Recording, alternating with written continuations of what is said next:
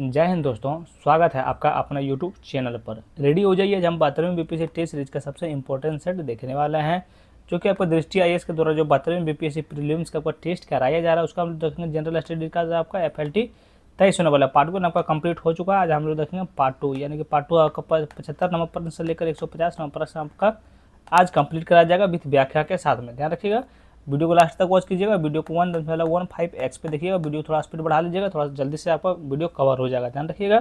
चलिए बिना कोई देर किए हुए चलते हैं सीधा प्रश्न नंबर 76 की ओर। चलिए यहाँ से शुरुआत करते हैं प्रश्न नंबर 76 से। अगर आप लोग अभी तक चैनल को सब्सक्राइब नहीं किए हैं तो प्लीज़ आपसे हाथ जोड़ कर निवेदन कर रहे हैं, प्लीज़ चैनल को सब्सक्राइब कर लीजिएगा। और इसके रिलेटेड आप लोग को अगर कोई बुक चाहिए हुआ तो आपका लिंक डिस्क्रिप्शन बॉक्स में दिया हुआ है। कोई बुक आप ऑनलाइन करके उसका आप लोग क्या कीजिएगा, सेट लगा लीजिएगा, एग्जाम देने से पहले बढ़िया रहेगा। चलिए प्रश्न नंबर 1 पे आते हैं हम लोग। देखिए, पृथ्वी के वायुमंडल की परतों के संदर्भ में निम्नलिखित कथनों पर विचार कीजिए। किस पर? पृथ्वी के वायुमंडल की परतों के संदर्भ में निम्नलिखित कथनों पर विचार कीजिए। उपयुक्त में से कौन सा कथन आपका सही है, ये आप लोग को बताना है। देखिए, एक में क्षोभमंडल में पृथ्वी की ओजोन परत की सर्वाधिक संकेंद्रण पाया जाता है। क्या बोल रहा है? क्षोभमंडल में पृथ्वी की ओजोन परत का सर्वाधिक संकेंद्रण पाया जाता है, जो कि कथन 1 आपका बिल्कुल गलत है। ध्यान रखिए, बिल्कुल आपका गलत है। तो रखिएगा। देखिए, कथन 2 में आपका है क्षोभमंडल की ऊंचाई ध्रुवों पर कम और विषुवत रेखा पर अधिक होती है। ये आपका बिल्कुल सही है। ध्यान रखिए, बिल्कुल सही है। तो इसका सही उत्तर आपका ऑप्शन नंबर ये हो जाएगा, केवल 1 आपका सही। चलिए, अगर देखिए 1 आपका गलत है, 1 का हम लोग सही सोल्यूशन देखेंगे तो क्या हो जाएगा, ध्यान से सुनिएगा। देखिए, ओजोन परत की मुख्यतः समताप मंडल में स्थिति होती है। समताप मंडल क्षोभ मंडल के ऊपर स्थित होती है और इसकी लंबाई लगभग 12 किलोमीटर से 50 किलोमीटर तक होती है। ध्यान रखिएगा इस चीज़ को। चलिए नेक्स्ट क्वेश्चन में चलते हैं, प्रश्न नंबर 77 की ओर। बताइए, शंकुधारी वन मुख्यतः निम्नलिखित में से किस क्षेत्र में पाए जाते हैं? मतलब शंकुधारी वन मुख्यतः निम्नलिखित में से किस क्षेत्र में पाए जाते हैं? तो ये आपका जो है सो उत्तरी अमेरिका और यूरोप और एशिया उपध्रुव क्षेत्र में पाए जाते हैं। ध्यान रखिएगा। तो ऑप्शन नंबर सी आपका सही उत्तर हो जाएगा। देखिए, शंकुधारी वनों में चीड़, स्प्रू, देवदार और लार्च जैसे सदाबहार वन मुख्य रूप से पाए जाते हैं। ये वन लंबी सर्दियों और माध्यम से उच्च ठंडा वाले क्षेत्रों में होते हैं। ध्यान रखिएगा। नेक्स्ट क्वेश्चन पर चलते हैं, प्रश्न नंबर 3 की ओर। अगर आप लोग सेट लगा रहे होंगे भैया तो बताइएगा लास्ट में कि आप लोगों को कितना नंबर आ रहा है। तो ब्लैक होल के संदर्भ में इसका पीडीएफ अगर आप लोग को चाहिए हुआ तो प्लीज़ टेलीग्राम ज्वाइन हो जाइएगा। टेलीग्राम पे आप लोग को इसका पीडीएफ मिल जाएगा। ध्यान रखिएगा इस चीज़ को। चलिए आता प्रश्न पे। तो ब्लैक होल के संदर्भ में निम्नलिखित कथनों पर विचार कीजिए। उपयुक्त में से कौन सा कथन आपका सही है, ये आप लोग को बताना है। किसके बारे में? ब्लैक होल के बारे में। ठीक है। 1 में यह अंतरिक्ष का ऐसा क्षेत्र है जहाँ गुरुत्वाकर्षण इतना प्रबल होता है कि प्रकाश भी इससे बाहर नहीं निकल सकता है। ये तो आपका बिल्कुल सही है भैया। ब्लैक होल की इवेंट हैराइजन वह सीमा है जिसके पार कुछ भी उसके गुरुत्वाकर्षण के बाहर नहीं निकल सकता है, जो कि बिल्कुल आपका सही है। ध्यान रखिए, ब्लैक होल के संदर्भ में दोनों कथन आपका बिल्कुल सही हो जाएगा। तो ऑप्शन नंबर सी आपका राइट आंसर हो जाएगा। नेक्स्ट क्वेश्चन में चलते हैं, प्रश्न नंबर 79 की ओर। बताइए, निम्नलिखित में से किस देश से मकर रेखा नहीं गुजरती है? बताइए, निम्नलिखित में से किस देश से मकर रेखा नहीं गुजरती है? तो किस देश से आपको मकर रेखा को नहीं गुजरती है? तो ये आपका जो पेरू से होकर आपको मकर रेखा नहीं गुजरती है। ध्यान में रखिए। बाकी चिली से आपका, बोत्सवाना से या मेडागास्कर से आपका मकर रेखा होकर गुजरती है। ध्यान रखिएगा। देखिए, मकर रेखा 10 देशों से होकर गुजरती है। कौन 10 देशों से? कौन? देखिए, दक्षिण अमेरिका में हो जाएगा अर्जेंटीना, ब्राज़ील, चिली और पैराग्वे। अफ्रीका में हो जाएगा नामीबिया, बोत्सवाना, दक्षिण अफ्रीका और मोजाम्बिक और मेडागास्कर। ऑस्ट्रेलिया में सिर्फ ऑस्ट्रेलिया से होकर निकलता है। ध्यान रखिएगा इस चीज़ को। चलिए, देखिए, पेरू पूरी तरह से मकर रेखा के उत्तर में स्थित है और भूमध्य रेखा तथा मकर रेखा मध्य में विस्तृत है। याद रखिएगा। अगर 80 नंबर प्रश्न देखिएगा, जब ग्रीनविच 0 डिग्री देशांतर पर दोपहर 12 बजे है तब 90 डिग्री पूर्वी देशांतर पर स्थित थिम्पू यानी भूटान में स्थानीय समय क्या होगा? तब का 6 बजेगा। कितना बजेगा? आपका 6 अपराह्न हो जाएगा। ध्यान रखिएगा। नेक्स्ट क्वेश्चन में चलते हैं, प्रश्न नंबर 81 की ओर। निम्नलिखित में से कौन सा पर्वत श्रृंखला विश्व की सबसे लंबी पर्वत श्रृंखला है? बताइएगा, निम्नलिखित में से कौन सा पर्वत श्रृंखला विश्व की सबसे लंबी पर्वत श्रृंखला है? तो ये आपका एंडीज जो हो जाएगा, विश्व की सबसे बड़ी पर्वत श्रृंखला है। याद रखिए, कौन है? आपका एंडीज। याद रखिए, क्या है आपका? एंडीज। चलिए अगला नंबर प्रश्न आता है, निम्नलिखित में से कौन सा युग्म अंतर्राष्ट्रीय सीमा देश से सम्मिलित नहीं है? ये अंतर्राष्ट्रीय आपका सीमा हो गया, ये सारा आपका देश हो गया। और कौन सा इसमें सुमेलित आपको नहीं है, ये आप लोग को बताना है। देखिए एक में आपका है डुरंड रेखा, पाकिस्तान और अफगानिस्तान के बीच की आपका रेखा है, बिल्कुल आपका सही है। मैकमोहन रेखा भारत और चीन के बीच का आपका सीमा रेखा है, बिल्कुल सही है। देखिए मैगिनोट रेखा फ्रांस और बेल्जियम के बीच है, बिल्कुल आपका ये गलत है, ध्यान में रखिएगा, ये आपका क्या है, बिल्कुल गलत है। देखिए मैगिनोट रेखा द्वितीय विश्व युद्ध से पहले फ्रांस द्वारा जर्मनी के साथ का सीमा पर बनाई गई एक रक्षा रेखा है। किसके, फ्रांस और जर्मनी, बेल्जियम काट दीजिएगा या लगा दीजिएगा जर्मनी, तो फिर आपका ये सही हो जाएगा। बताइए 38वीं समांतर रेखा उत्तरी कोरिया और दक्षिण कोरिया, बिल्कुल आपका सही है, ध्यान रखिएगा। ये क्या बोल रहा है, अंतर्राष्ट्रीय देश कौन सा सुमेलित नहीं था, तो ऑप्शन नंबर सी आपका सुमेलित नहीं था, जो कि आपका फ्रांस और आपका जर्मनी का आपका हो जाएगा, बिल्कुल सही हो जाएगा, लेकिन यहाँ दिया हुआ है फ्रांस और बेल्जियम, ये चीज़ ध्यान रखिएगा। चलिए नेक्स्ट क्वेश्चन चलते हैं प्रश्न नंबर 83 की ओर। कील नहर निम्नलिखित में से किन दो सागरों को जोड़ती है, कील नहर निम्नलिखित में से किन दो सागरों को जोड़ती है, तो आपको उत्तरी सागर और बाल्टिक सागर को जोड़ती है, ध्यान रखिए, ये बहुत नॉर्मल क्वेश्चन है। चलिए अगला 84 नंबर प्रश्न बताइए, निम्नलिखित कथनों पर विचार कीजिए। और इसमें क्या बोल रहा है, उपयुक्त में से कौन सा कथन सही है या फिर गलत है, वो हम लोग को पढ़ने से पता चल जाएगा। तो ये टॉर्नेडो सामान्यतः संयुक्त राज्य अमेरिका के मध्य भाग में आते हैं, विशेषकर उस क्षेत्र में जिसे टॉर्नेडो एली कहा जाता है। कथन एक आपका बिल्कुल सही है। कथन दो में सैफिक सिम्पसन स्केल का उपयोग टॉर्नेडो की तीव्रता मापने के लिए किया जाता है, जो वायु की गति और संभावित क्षति पर आधारित होता है, जो कि बिल्कुल आपका ये गलत है, ध्यान रखिए, ये बिल्कुल आपका सही नहीं है। देखिए इसका हम लोग सही उत्तर देखेंगे तो क्या हो जाएगा, ये टॉर्नेडो को मापने के लिए फुजीता अथवा उन्नत फुजीता स्केल का उपयोग किया जाता है, ध्यान में रखिएगा, किसका उपयोग किया जाता है, तो ये फुजीता तथा उन्नत फुजीता का स्केल का उपयोग किया जाता है, ध्यान रखिएगा। नेक्स्ट क्वेश्चन पे चलते हैं, इसका सही उत्तर कौन सा होगा, देखिए ये सही, एक सही है, दो गलत आपका है, एक सही है, तो ऑप्शन नंबर ए आपका सही उत्तर हो जाएगा। चलिए नेक्स्ट क्वेश्चन देखते हैं, प्रश्न नंबर 85 को मिलान करने वाला है, चलिए मिलान करते हैं। चलिए सूची 1 देखिए स्थानीय पवने दिया हुआ है, सूची 2 में आपका प्रभावित क्षेत्र या देश आपका दिया हुआ है। क्या करना है हम लोग को, बहुत बढ़िया क्वेश्चन है, हम लोग को मिलान करना है। बताइए लेवेच स्थानीय पवने का प्रभावित क्षेत्र आपका कौन सा है, तो ये आपका हो जाएगा स्पेन। बताइए सिरोको स्थानीय पवने आपको प्रभावित क्षेत्र या देश आपको कौन सा हो जाएगा, सिरोको का, तो ये आपका हो जाएगा, ध्यान रखिएगा, भूमध्य सागरीय बेसिन। बताइए जोंडो का स्थानीय पवने का प्रभावित क्षेत्र आपको कौन सा है, तो आपको जोंडो का हो जाएगा, ध्यान रखिएगा, आपका एंडीज एवं पूर्वी ढलान। तो बुरान का आपका हो जाएगा मध्य एशिया और रूस, ध्यान रखिएगा, तो ऑप्शन नंबर ए आपका सही उत्तर हो जाएगा, ध्यान रखिएगा, इस चीज़ पे याद करते जाइएगा।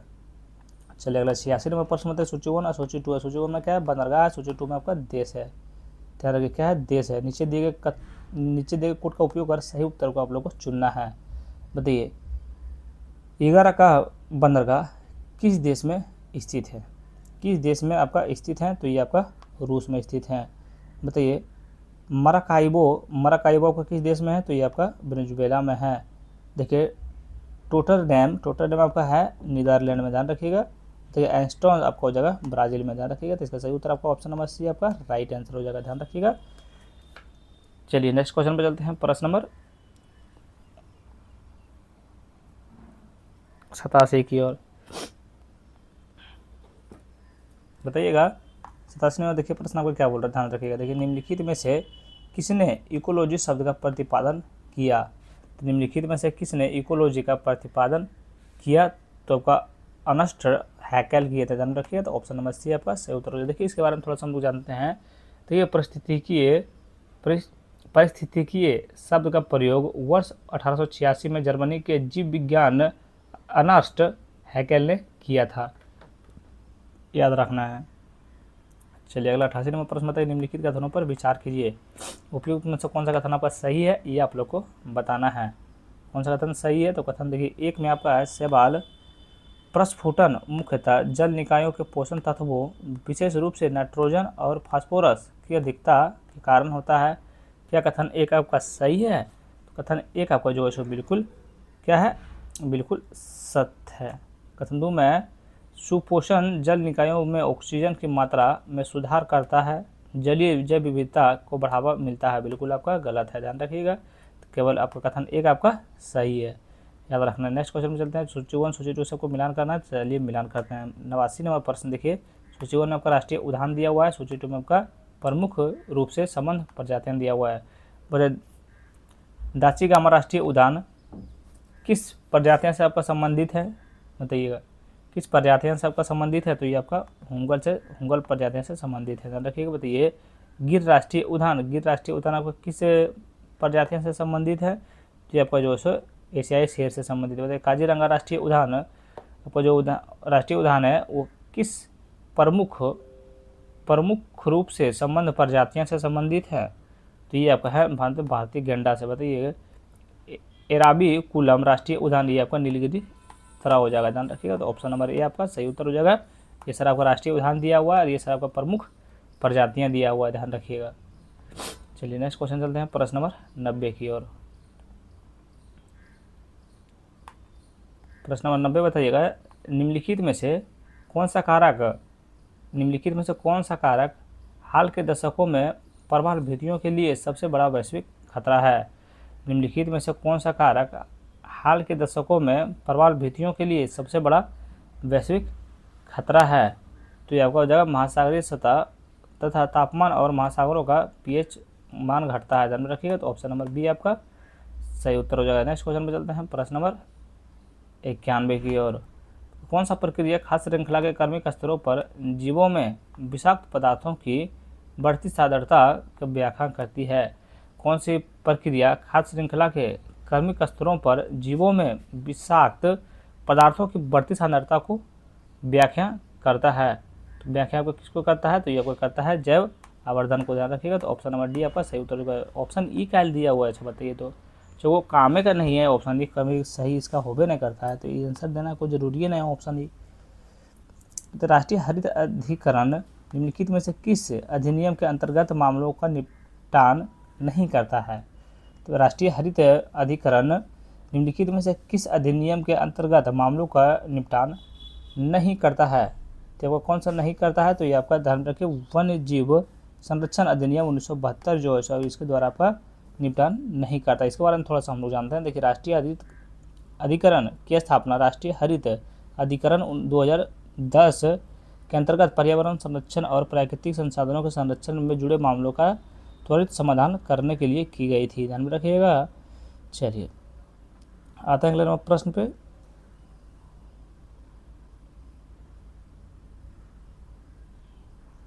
वन्य जीव, देखिए वन्य जीव संबंधी मामलों का निपटारा न्यायालय और वन विभागों द्वारा किया जाता है, याद रखिएगा। चलिए अगला 93 नंबर पर देखिए ब्लू सिंड्रोम क्या है। तो ब्लू सिंड्रोम क्या है। तो ब्लू सिंड्रोम आपका BLM जीन उत्परिवर्तन के कारण होने वाला एक अनुवंशिकी विकार जिसके कारण विकास में देरी, सूर्य प्रकाश के प्रति संवेदनशील, संक्रमण और कैंसर का उच्च जोखिम होता है, ध्यान रखिएगा। तो ऑप्शन नंबर ए आपका सही हो जाएगा। इसको थोड़ा सा आप लोग एक बार पढ़ लीजिएगा और याद कर लीजिएगा। चलिए नेक्स्ट क्वेश्चन पे चलते हैं भाई। चलिए बताइएगा ये प्रश्न नंबर क्या है। प्रश्न नंबर आपका 94 है। बताइए हाल ही के समाचारों में देखी गई अपार आईडी किसको संदर्भित करती है। हाल ही में समाचारों में देखी गई अपार आईडी निम्नलिखित को संदर्भित करती है। मतलब निम्नलिखित में से किसको संदर्भित करती है। तो आपका राष्ट्रीय शिक्षा नीति 2020 के लिए एक अस्थायी शैक्षणिक खाता रजिस्ट्री की योजना बनाई गई ताकि छात्र की शैक्षणिक प्रतियोगिता उपलब्धियों द्वारा दस्तावेजीकरण किया जा सके, ध्यान रखिएगा। तो ऑप्शन नंबर बी आपका सही उत्तर हो जाएगा। चलिए नेक्स्ट क्वेश्चन पर आते हैं प्रश्न नंबर 95 की। बताइए मेक इन इंडिया लेबल योजना का मुख्य उद्देश्य क्या है। मेड इन इंडिया लेबल योजना का मुख्य उद्देश्य क्या है। तो मुख्य उद्देश्य का भारत में निर्मित उत्पादनों की प्राथमिकता और गुणवत्ता सुनिश्चित करने के लिए स्वैच्छिक प्रदान करना, ध्यान रखिएगा। तो ऑप्शन नंबर बी आपका सही उत्तर हो जाएगा। नेक्स्ट क्वेश्चन पे चलते हैं प्रश्न नंबर 96 की ओर। बताइए आयुर्वेदिक आहार के संबंध में निम्नलिखित कथनों पर विचार कीजिए। किसके बारे में। आयुर्वेदिक आहार के संबंध में निम्नलिखित कथनों पर विचार कीजिए। उपयुक्त में से कौन सा कथन आपका सही है ये आप लोग को बताना है। तो एक में यह आयुर्वेदिक के समग्र आहार सिद्धांतों के अनुरूप विकसित खाद्य पदार्थों को सुरक्षित करता है। क्या आपका एक सही है कथन, एक आपका सही कथन, एक आपको बिल्कुल सत्य है। देखिए हाल ही में भारतीय खाद्य सुरक्षा एवं मानक प्राधिकरण के आयुर्वेदिक आहार श्रेणी के अंतर्गत आयुर्वेदिक खाद्य पदार्थों की एक सूची जारी की है, जो कि बिल्कुल आपका ये भी सही है, ध्यान रखिएगा। तो ऑप्शन नंबर सी आपका सही उत्तर हो जाएगा, दोनों कथन आपका सही है। किसके बारे में? आयुर्वेदिक आहार के संबंध में, याद रखिएगा। नेक्स्ट क्वेश्चन चलते हैं प्रश्न नंबर 97 की ओर।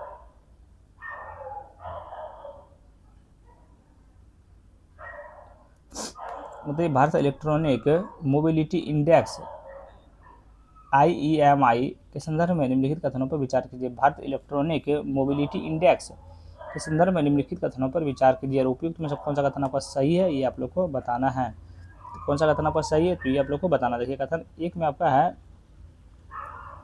कथन एक में इसे नीति आयोग द्वारा इलेक्ट्रॉनिक मोबिलिटी में राज्यों और केंद्रशासित प्रदेशों की प्रगति और ट्रैक करने में बेंचमार्क करने के लिए यह उपकरण रूप से लॉन्च किया गया है, जो कि बिल्कुल आपका सही है। दूसरा यह सूचकांक परिवहन में विद्युतीकरण, चार्जिंग अवसंरचना इत्यादि तथा विद्युत वाहनों जैसे EV से संबंधित अनुसंधानों में नवाचार जैसे भिन्न विषयगत आयामों पर प्रदर्शन का मूल्यांकन करता है, जो कि बिल्कुल आपका सही है। देखिए यह राज्यों में भारत इलेक्ट्रॉनिक मोबिलिटी विजन को प्राप्त करने में शक्तियों कमियों की पहचान करने और सर्वोत्तम प्रथाओं को साझा करने के लिए तुलनात्मक प्रदान करता है, जो कि बिल्कुल आपका ये भी सही है। किसके बारे में? भारत इलेक्ट्रॉनिक मोबिलिटी इंडेक्स के बारे में आपका तीनों कथन सही है। तो ऑप्शन नंबर डी आपका सही उत्तर जो ध्यान रखिएगा, थोड़ा सा याद कर लीजिएगा इसको। चलिए नेक्स्ट क्वेश्चन प्रश्न नंबर 98 की ओर। बताइए हाल ही में निम्नलिखित में से किस राज्य को UWL उल्लास नव भारत साक्षरता कार्यक्रम के तहत पूरा साक्षर घोषित किया है? बताइए हाल ही में निम्नलिखित में से किस राज्य को उल्लास नव भारत साक्षरता कार्यक्रम के तहत पूरी तरह पूर्ण साक्षरता घोषित किया है? कौन कौन सा राज्य को किया है? क्वेश्चन क्या बोल रहा है यार? निम्नलिखित में से किस राज्य को उल्लास नव भारत साक्षरता कार्यक्रम के तहत पूर्ण साक्षर घोषित किया है? मतलब कौन सा राज्य हो जो कोई आपका अनपढ़ से आपका निकल गया है, मतलब साक्षर बन गया या नहीं पढ़ा लिखा हो गया है, तो कौन सा आपका है? तो ये आपका ध्यान में रखिए, गोवा और आपका मिजोरम। ध्यान रखिए बिहार तो आपका बहुत पीछे, सबसे पीछे तो बिहार है अभी है, उसके बाद तेलंगाना। इसका सही उत्तर आपका ऑप्शन नंबर ए हो जाएगा, गोवा और मिजोरम आपका जो है सो पूर्ण साक्षर घोषित किया गया है, ध्यान रखिएगा। चलिए नेक्स्ट क्वेश्चन देखते हैं हम प्रश्न नंबर 99 की ओर। तो हाल ही में विश्व बैंक और अफ्रीकी विकास बैंक मिशन 300 लॉन्च किया है। इस पहल का उद्देश्य क्या है? और अभी तक चैनल को सब्सक्राइब नहीं किया भैया तो प्लीज़ आपसे हाथ जोड़ कर निवेदन करें, प्लीज़ चैनल को पहले सब्सक्राइब कर लीजिए। चलिए चैनल को सब्सक्राइब कर लीजिए भैया थोड़ा सा, जब तक बोल रहा आप जब तक तो आप लोग चैनल को सब्सक्राइब कर देते हैं, लेकिन आप लोग नहीं कर रहे, आपका मन ही नहीं है चैनल को सब्सक्राइब करने का। चलिए बताइएगा, हाल में विश्व बैंक और अफ्रीकी विकास बैंक ने मिशन 300 लॉन्च किया है। इस पहल का उद्देश्य क्या है? तो इस पहल का उद्देश्य आपका क्या है? तो इसका उद्देश्य आपका है वर्ष 2030 तक उप सहारा अफ्रीका में 30 करोड़ लोगों को बिजली उपलब्ध कराना। ध्यान रखिएगा, तो ऑप्शन नंबर बी आपका सही उत्तर हो जाएगा। नेक्स्ट क्वेश्चन पे चलते हैं प्रश्न नंबर 100 की ओर। बताइए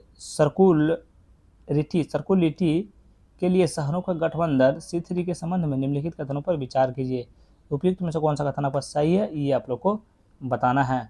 देखिए कथन एक में यह शहर से शहर सहयोग, ज्ञान साझाकरण और निजी क्षेत्र की साझेदारी के लिए एक बहु राष्ट्रीय संगठन है, जो कि बिल्कुल आपका सही है। इसकी घोषणा केंद्रीय आवासन और शहरी कार्य मंत्री ने जयपुर में आयोजित एशिया एवं प्रांत क्षेत्र में 12वें क्षेत्रीय 3R सर्कुलर इकोनॉमी फोरम की है। ध्यान में रखिए, ये भी आपका कथन बिल्कुल सही है, ध्यान रखिएगा। देखिए सर्कुलरिटी के लिए शहरों का गठबंधन C3 के संबंध में दोनों कथन आपका सही है, याद कर लीजिएगा। तो ऑप्शन नंबर सी आपका राइट आंसर हो जाएगा। नेक्स्ट क्वेश्चन में चलते हैं प्रश्न नंबर 101 की ओर। तो ये अपना घर पहल के संबंध में निम्नलिखित कथनों पर विचार कीजिए। किसके बारे में? अपना घर पहल के संबंध में निम्नलिखित कथनों पर विचार कीजिए। उपयुक्त में से कौन सा कथन आपका सही है, ये आप लोग को बताना है। देखिए एक में इसका उद्देश्य देश भर में ट्रक चालकों की लंबी दूरी की यात्राओं को बेहतर बनाना है, जो कि बिल्कुल आपका सही है। इसे पेट्रोलियम और प्राकृतिक गैस मंत्रालय द्वारा शुरू किया गया है। बिल्कुल आपका सही है। ध्यान रखिएगा, अपना घर पहल के संबंध में दोनों कथन आपका सही हो जाएगा, याद रखिएगा। 102वां प्रश्न के भारतीय वशिष्ठ पहचान प्राधिकरण एक संवैधानिक क्या संवैधिक भारतीय विशिष्ट पहचान प्राधिकरण एक सांविधिक निकाय के रूप में निम्नलिखित में से किस वर्ष गठित किया गया है? किस वर्ष आपका गठित किया गया है? तो आपका 2016 में गठित किया गया है, ध्यान रखिएगा। नेक्स्ट क्वेश्चन में चलता है प्रश्न नंबर 103 की ओर। किसी दल को भारत का निर्वाचन आयोग द्वारा राष्ट्रीय दल घोषित किया जाने के लिए निम्नलिखित में से कौन सा पूरी शर्तें करना आवश्यक है? पूरी शर्तें करना आपका आवश्यक है, तो यहाँ पर ध्यान रखिएगा। आपका इसे चार या अधिक राज्यों में राष्ट्रीय दल के रूप में मान्यता प्राप्त हो, ध्यान रखिएगा। तो ऑप्शन नंबर ए आपका सही उत्तर हो जाएगा। चलिए नेक्स्ट क्वेश्चन पे चलते हैं प्रश्न नंबर 104 की ओर।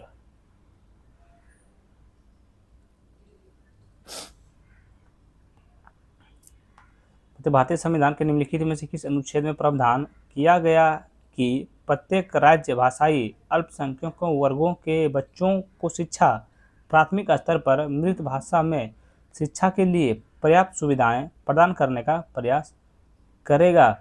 तो ये आपका कौन करेगा, ध्यान रखिएगा। तो ये आपका करेगा अनुच्छेद 350 का ए, ध्यान रखिएगा। तो ऑप्शन नंबर ए आपका सही उत्तर हो जाएगा। नेक्स्ट क्वेश्चन पे चलते हैं प्रश्न नंबर 105 की ओर। सूची 1 सूची 2। सूची 1 में क्या है? नीचे दिए गए कोड का उपयोग करके सही उत्तर को आप लोग चुनना। भारतीय जनसंघ मिलान करना है। भारतीय जनसंघ का आपका हो जाएगा, ध्यान में रखिएगा, 1951 में। देखिए बोल क्या रहा है, देखिए पहला देखते हैं। भारतीय जनसंघ की स्थापना 21 अक्टूबर 1951 को हुआ था। अच्छा, स्थापना है, बताइए। AIADMK इसकी स्थापना कब हुआ था? तो इसकी स्थापना जो है आपका हुआ था आपका 1972 में। तो तेलुगु देशम की आपका स्थापना कब हुआ था? तो ये आपका हुआ था 1982 में। समाजवादी पार्टी की आपका स्थापना कब हुआ था? समाजवादी पार्टी का स्थापना कब हुआ था? तो ये आपका हुआ था 1992 में। कब हुआ था? 1992 में, ध्यान रखिएगा। तो ऑप्शन नंबर डी आपका सही उत्तर हो जाएगा, ध्यान रखिएगा। थोड़ा सा याद कर लीजिएगा क्वेश्चन को। चलिए अगला नंबर प्रश्न बताइएगा, प्रश्न नंबर 106 की ओर। भारत का पहला नगर निगम कहाँ गठित किया गया था? तो ये भारत का पहला नगर निगम कहाँ गठित किया गया था? तो आपका मद्रास में किया गया था, ध्यान रखिएगा। ये सब इजी क्वेश्चन अभी है, ध्यान रखिएगा। निम्नलिखित में से कौन सा अनुच्छेद जिला योजना समिति से संबंधित हैं? निम्नलिखित में से कौन सा अनुच्छेद जिला योजना समिति से संबंधित हैं? तो आपका अनुच्छेद 343 का ZD आपका संबंधित है। किससे? आपका जिला योजना समिति से संबंधित है, ध्यान रखिएगा। चलिए नेक्स्ट क्वेश्चन पर चलते हैं प्रश्न नंबर 108 की ओर। बताइए न्याय विकास पोर्टल के संदर्भ में निम्नलिखित कथनों पर विचार कीजिए। किसके बारे में? न्याय विकास पोर्टल के संदर्भ में निम्नलिखित कथनों पर विचार करना है और उपयुक्त में से कौन सा कथन आपका सही है, ये आप लोग को बताना है। देखिए कथन 1 में इसे सामाजिक न्याय और आधिकारिक मंत्रालय द्वारा प्रारंभ किया गया है। देखो बिल्कुल आपका क्या बताइए सही है? तो बिल्कुल आपका गलत है। इसका उद्देश्य जिला एवं अधीनस्थ न्यायपालिका के लिए बुनियादी सुविधाओं और विकास हेतु केंद्र प्रायोजित योजना की निगरानी करना है, जो कि बिल्कुल आपका सही है, ध्यान रखिएगा। तो इसका सही उत्तर आपका ऑप्शन नंबर ए हो जाएगा। केवल 2 आपका कथन सही है, याद रखिए। नेक्स्ट क्वेश्चन देखते हैं प्रश्न नंबर 109 के। राष्ट्रीय आपदा प्रबंध प्राधिकरण के संबंध में निम्नलिखित कथनों पर विचार कीजिए। राष्ट्रीय आपदा प्रबंध प्राधिकरण के संबंध में निम्नलिखित कथनों पर विचार कीजिए। उपयुक्त में से कौन सा कथन आपका सही है, ये आप लोग को बताना है। किसके? राष्ट्रीय आपदा प्रबंध प्राधिकरण के संबंध में बताना कि कौन सा कथन आपका सही है। तो देखिए 1 में आपका है राष्ट्रपति इसका प्रधान अध्यक्ष होता है, जो कि बिल्कुल आपका गलत है, बिल्कुल आपका गलत है। देखिए इसका यह एक वार्षिक रिपोर्ट तैयार करता है और इसे केंद्र सरकार के समक्ष प्रस्तुत करता है, ये बिल्कुल आपका सही है, ध्यान रखिए। तो इसका सही उत्तर आपका ऑप्शन नंबर सी हो जाएगा। केवल 2 आपका सही है। नेक्स्ट क्वेश्चन में चलते हैं प्रश्न नंबर 110 की ओर। निम्नलिखित में से कौन सा शास्त्रीय भाषाएं घोषणा वर्ष का सम्मिलित नहीं है? बताइए ये आपका क्या हो जाएगा? आपका शास्त्रीय भाषाएं हो जाएगा और ये आपका घोषणा वर्ष हो जाएगा। कौन सा सम्मिलित नहीं है, ये आप लोग को बताना है। देखिए एक में तमिल 2004, क्या आपका एक सही सम्मिलित है? बताइए। तमिल को 2004 में घोषणाएं कन्नड़ भाषा 2008 में आपका किया गया था, ध्यान रखिए। तो ये एक तो आपका बिल्कुल सही सुन लीजिए। तेलुगु भाषा 2005, ठीक है। तेलुगु भाषा का जो है बिल्कुल गलत है, आपका 2008 हो जाएगा, यहाँ 2000 आपका 8 हो जाएगा, ध्यान रखिएगा। बताइए अब मलयालम भाषा का कब किया है, तो मलयालम भाषा का घोषणा वर्ष हो जाएगा 2013 में। उड़ीसा का आपका कौन सा वर्ष होगा, 2014 का, ध्यान में रखिए। देखिए उड़ीसा का आपका 2014 का, उड़िया का, कन्नड़ का आपका 2008, बिल्कुल आपका सही हो जाएगा, ध्यान रखिए। इसमें कौन सा सुमिलित नहीं है, तो ऑप्शन नंबर सी आपका, सॉरी ऑप्शन नंबर बी आपका जो है सुमिलित नहीं था। ये तेलुगु भाषा का बोल रहा घोषणा वर्ष का कौन सा 2005 यहाँ लिखा था, लेकिन नहीं 2008 में इसको किया गया था, ध्यान रखिएगा। 111 नंबर पर देखिए विकेंद्रीकरण पर रॉयल कमीशन नियुक्त किया गया था। विकेंद्रीकरण पर रॉयल कमीशन नियुक्त किया गया था, तो ये आपका जो है 1907 में किया गया था। कब किया गया था, 1907 में किया गया था, ध्यान रखिएगा। चलिए नेक्स्ट क्वेश्चन पे आते हैं, प्रश्न नंबर 112 की ओर। बताइए यदि राज्य विधानमंडल का कोई सदस्य डैश तक बिना अनुमति सभी बैठकों में अनुपस्थित रहता है तो उसकी सदन की सीट को रिक्त घोषित किया जा सकता है। क्या कथन एक आपका सही है, तो कितने दिनों तक आपको रिक्त रहने पर आपको उसका सदन का रिक्त घोषित किया जाएगा, तो बस 60 दिनों तक, ध्यान रखिएगा। देखिए यदि किसी राज्य विधानमंडल में किसी सदन का कोई सदस्य 60 दिनों की अवधि के लिए सदन के बिना अनुमति के उसकी सभी बैठकों में अनुपस्थित रहता है तो उस सदन के सदस्य की सीट रिक्त घोषित कर सकता है, ध्यान रखिएगा। नेक्स्ट क्वेश्चन चलते प्रश्न नंबर 113 की ओर। बताइएगा integrated habitat assessment green rating के संदर्भ में निम्नलिखित में से कौन सा कथन आपका सही है। कौन सा कथन सही, एक में गृह को केंद्रीय आवास और शहर मामलों के मंत्रालय द्वारा विकसित किया गया है, क्या आपका एक सही है, तो ये एक आपका जो है बिल्कुल गलत है। दो में आपका यह डिजाइन मूल्यांकन प्रणाली पर आधारित एक हरित भवन प्रणाली है, ये बिल्कुल आपका सही है। ध्यान रखिए किसके बारे में, गृह के बारे में कथन आपका दो बिल्कुल सही हो जाएगा, तो ऑप्शन नंबर बी आपका राइट आंसर हो जाएगा। नेक्स्ट क्वेश्चन में चलते हैं प्रश्न नंबर 114 की ओर। तो जलवायु अनुकूल कृषि पर राष्ट्रीय नवाचार शुरू किया गया था। तो जलवायु अनुकूल कृषि पर राष्ट्रीय नवाचार घोषित किया गया था, तो ये आपका 2011 में किया गया था, ध्यान में रखिए। देखिए जलवायु अनुकूल कृषि पर राष्ट्रीय नवाचार शुरू आपका 2011 में किया गया था, याद रखिएगा। अगला 115 नंबर प्रश्न बताइएगा एक ही खेती में दो या दो से अधिक फसलों की खेती इस प्रकार की जाती है कि दूसरी फसल की बुआई पहली फसल के पूर्ण विकास के बाद की जाती है, तो इसे क्या कहा जाता है, तो इसे आपका क्या रिले फसल प्रणाली कहा जाता है, ध्यान रखिएगा। तो ऑप्शन नंबर ए आपका सही उत्तर हो जाएगा। नेक्स्ट क्वेश्चन पर चलते हैं प्रश्न नंबर 116 की ओर। तो प्रथम पीढ़ी में जैव ईंधन के उत्पादन में निम्नलिखित में से किसका उपयोग नहीं किया जाता है। तो प्रथम पीढ़ी में जैव ईंधन के उत्पादन में निम्नलिखित में से किसका उपयोग नहीं किया जाता है, तो देखिए सैप का उपयोग नहीं किया जाता, किसका, तो ऑप्शन नंबर बी आपका सही उत्तर हो जाएगा। नेक्स्ट क्वेश्चन पे चलते हैं।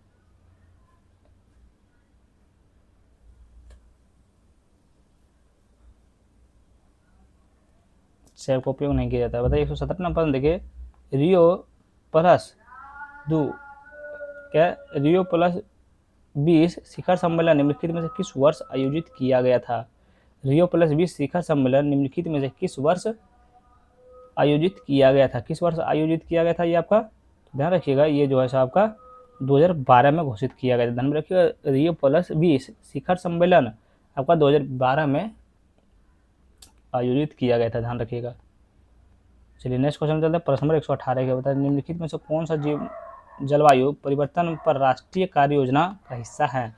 तो निम्नलिखित में से कौन सा जलवायु परिवर्तन पर राष्ट्रीय कार्य योजना का हिस्सा है, तो ये आपका कौन सा है, तो ये आपका है, ध्यान में रखिएगा, राष्ट्रीय जल मिशन।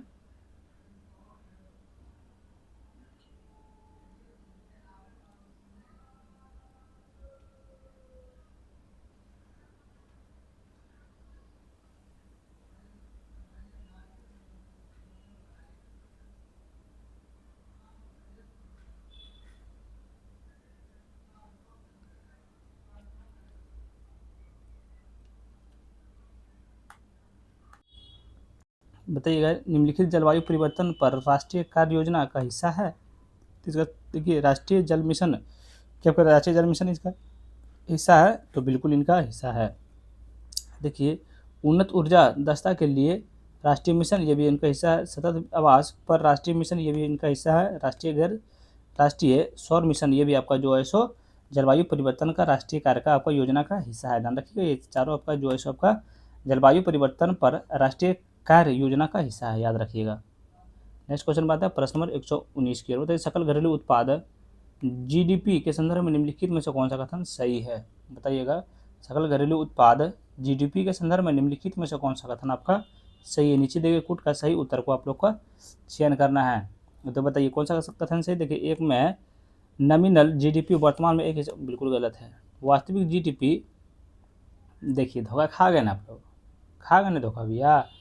एक आपका देखिए क्या बोल रहा है, नॉमिनल जीडीपी वर्तमान वर्ष की कीमतों पर वर्तमान वर्ष के दौरान कुल आर्थिक उत्पादन मौद्रिक मूल्य। चलिए नेक्स्ट क्वेश्चन पाते हैं। इसमें क्या बोल रहा है, एक आपका बिल्कुल सही है, ध्यान रखिएगा। दो में वास्तविक जीडीपी वर्तमान मूल्य मूल्यांकन वस्तुओं और सेवाओं की कीमत पर वर्तमान वर्ष उत्पादित संदर्भित करती है, ध्यान रखिए। ये भी आपको बिल्कुल गलत है, ध्यान रखिएगा। तो इसका सही उत्तर आपको ऑप्शन नंबर सी हो जाएगा, केवल एक सही है। थोड़ा सा माफ कीजिएगा, भी थोड़ा सोल्यूशन नहीं दे पा रहे हैं क्योंकि हमको सर्दी हो गया, सब बड़ा मूड खराब लग रहा था।